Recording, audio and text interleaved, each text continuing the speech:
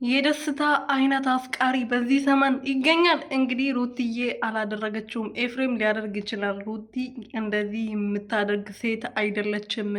አብርሃም ራሱ ድራማ እየሰራ ነው፣ እናንተ ምን ሆናችሁ ነው ሲል እንግዲህ ቢኒ ደግሞ ሩቲ አድርጋለች። ስለዚህ አብርሃም ደግሞ እንደ ወንድ ልጅ ልታዝንለት ይገባል። አንተ ስለምታፈቅራት ስለምትወዳት ብቻ ልትሸፍንላት አይገባም ሲለው እንግዲህ ይሄ ቢኒ ደግሞ እያናደደኝ ነው። ሩቲን አትንካ ስትባል አሰማም እንደ አንተ ሰውዬ እንዴ ስታደርግ አይተሃል ወይስ ራስህ አድርጋል? ስታደርግ አይተሃል በአይንክ? ምንድነው የምትለፈልፈው? እዚህ እየመጣብን ምን ይመስላል? በእናታችሁ በአንድ ቀን እኮ በአንድ እንትን እኮ የምትቀያየሩት ነገር እንደ ባብ ሲያስጠሉ። ትንሽ እንኳን ተረጋግቶ ለማሰብ አይሞክሩም።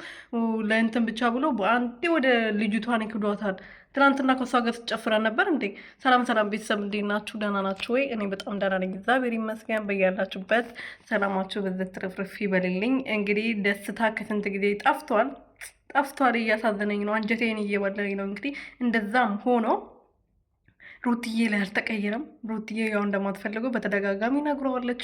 አባሏ ወደ ራሷ ለመመለስ ሙከራ እያደረገች ነው። ግን እንደዚህ አይነት አፍቃሪ አይገኝም እኮ የምሬን ነው የምላችሁ። እንደዚህ እየሆነ እንደዚህ እያየ እንደዚህ ዛሬ ለሷ ራሱ እንደዚህ ኮንፊደንስ ኖሮት መከራከሩ በቃ ፍቅሩን ያሳያል፣ ለሷ ፍቅር እንዳለው ያሳያል። ግን ያው እኛ ከአንተ ጋር አትሄዱም። በቃ እሷ እንደ ወንድም እንደ እህት ታወራላችሁ ምናምን ቪዲዮ ትሰራላችሁ እንጂ ለፍቅር አይሆንማ። ደስታዬ በቃ ሩቲና አብርሽ አንድ ላይ ነው የሚሆኑት። ገባክ አይደለ ውዴ?